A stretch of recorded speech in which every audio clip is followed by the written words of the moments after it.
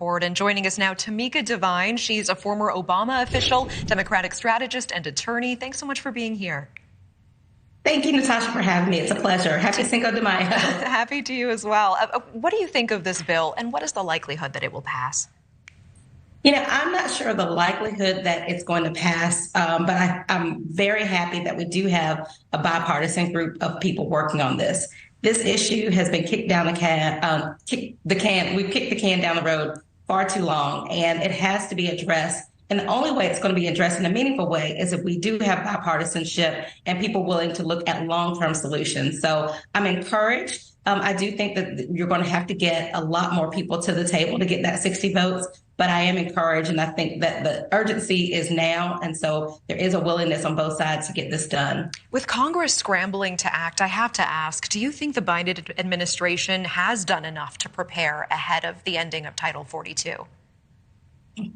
Well, I think the Biden administration has been putting in place some things that will be working. You know, having extra places to process asylum seekers, having the phone applications so that people can process applications via computers and on the phone, I think are good things. But I do think that we have to look at really some long-term solutions, and Congress has to work with the president. It's not just on the it's not just on the president, but we have to have Congress. And when we have a split Congress, we have to have our senators, and then we're going to have members of the House to come to the table as well. Can you help us understand the stakes? How is this playing out optically for the president as he's gearing up for 2024?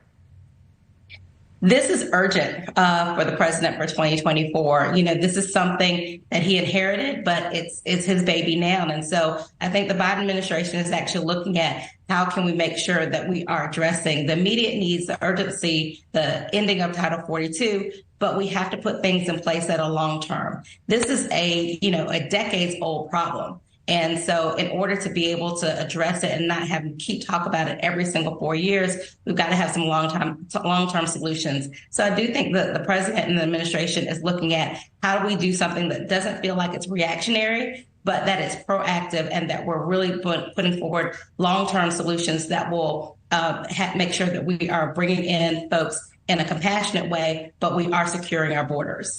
Meanwhile, U.S. Homeland Security Secretary Mayorkas expected to speak in about 20 minutes. He is under no small amount of scrutiny and really a tidal wave of criticism mostly from the right, some still calling for his resignation, saying that his visit today is too little too late. What will you be listening for? What does he need to do to change the narrative? Or what could he possibly say today that would change those minds?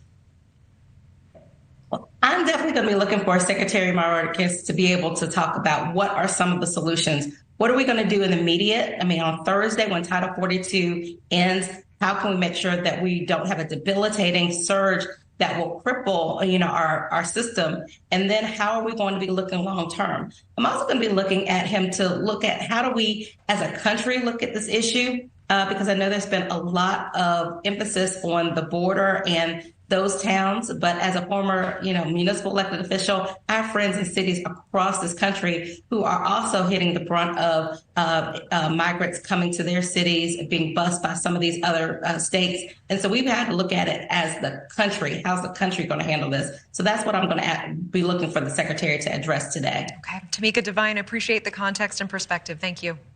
Thank you. We are close.